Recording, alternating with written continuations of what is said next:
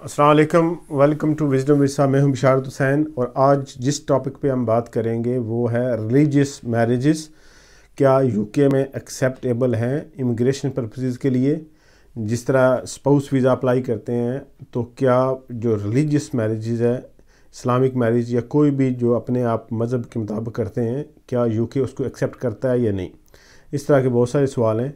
दूसरा सवाल यह है कि अगर आप यूके के अंदर हैं ऑलरेडी तो आप अपनी रिलीजियस या इस्लामिक मैरिज या जो भी आपका रिलीजियस है उसके मुताबिक शादी करते हैं, सिविल मैरिज नहीं करते, आप यूके में रजिस्टर नहीं करते, तो क्या वो एक्सेप्टेबल है या नहीं है। ये दो डिफरेंट क्वेश्चन हैं।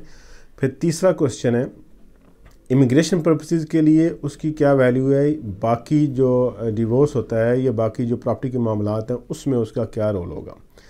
तो जो रिलीजियस मैरिज है वो यूके एक्सेप्ट करता है। जब आप स्पाउस वीज़ा अप्लाई करते हैं out of the UK under immigration law तो वो एक्सेप्टेबल है, क्योंकि जो रूल अप्लाई होता है वो होता है लॉ ऑफ लैंड।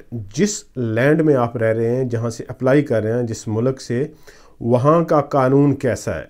अगर इस्लामिक है तो इस्लामिक आप जो कर रहे हैं मैरिज तो वो एक्सेप्टेबल है। अगर उस मुल्क में इजाज़त है अपने रिलीजियस के मुताबिक, चाहे वो क्रिश्चियन है, चाहे हिंदू है, चाहे कोई और मज़हब है, तो उस मज़हब के मुताबिक अगर आप शादी कर रहे हैं और वो उस मुल्क में एक्सेप्टेबल है और आपकी शादी जो यूके के अंदर ब्रिटिश है या सेटल पर्सन है उससे शादी हो रही है, तो आप उस शादी को as a proof, as a relationship आप मैरिज सर्टिफिकेट यूज़ कर सकते हैं, वो यूके एक्सेप्ट करेगा। ये तो हो गया आउट ऑफ यूके। जिस मुल्क का जो कानून है उसके मुताबिक अगर आपकी मैरिज हुई है तो वो एक्सेप्टेबल है। जिस तरह पाकिस्तान से अगर आप इस्लामिक मैरिज करते हैं तो यूके उसको एक्सेप्ट करता है। आप यूके उसी बेस पे आपको वीज़ा दिया जाता है, स्पाउस वीज़ा। दूसरा क्वेश्चन है कि अगर आप यूके के अंदर ऑलरेडी हैं तो क्या वो एक्सेप्टेबल जो इस्लामिक मैरिज है या रिलीजियस मैरिज वो एक्सेप्टेबल होगी या नहीं। तो इसमें आगे फिर दो क्वेश्चन आते हैं कि आप उसको इमिग्रेशन पर्पसेस के लिए यूज़ करना चाह रहे हैं या आपका जो है वो प्रॉपर्टी डिवोर्स वगैरह का मामला है। अगर तो आप शादी के लिए अप्लाई करें, शादी आप कर सकते हैं, शादी करना कोई जुर्म नहीं है, शादी करना कोई ममानियत नहीं है।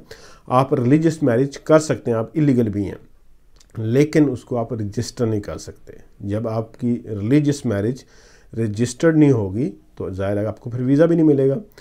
तो चूँकि यूके का इस्लामी लॉ नहीं है, यूके के अंदर इस्लामी या रिलीजियस मैरिज अलाउ नहीं होगी, उसमें आपकी जो है इस्लामी लिहाज से अपने रिलीजियस के मुताबिक तो आपकी शादी हो जाएगी, लेकिन आप उसको अगर इमिग्रेशन पर्पसेस के लिए यूज़ करना चाहते हैं तो वो बिल्कुल नहीं होगी। थर्ड क्वेश्चन है क्या उसके डिवोर्स जो उसके प्रॉपर्टी के मामलात हैं वो क्या एक्सेप्ट होगा या नहीं होगा। वो चूँकि फैमिली मैटर है तो वो आपको फैमिली लॉयर ही बता सकता है। इमिग्रेशन के हवाले से यूके के अंदर या जो फ़ोन पे मैरिजेस करते हैं वो अलाउ नहीं है, वो इमिग्रेशन पर्पसेस के लिए वो एक्सेप्टेबल नहीं होंगी।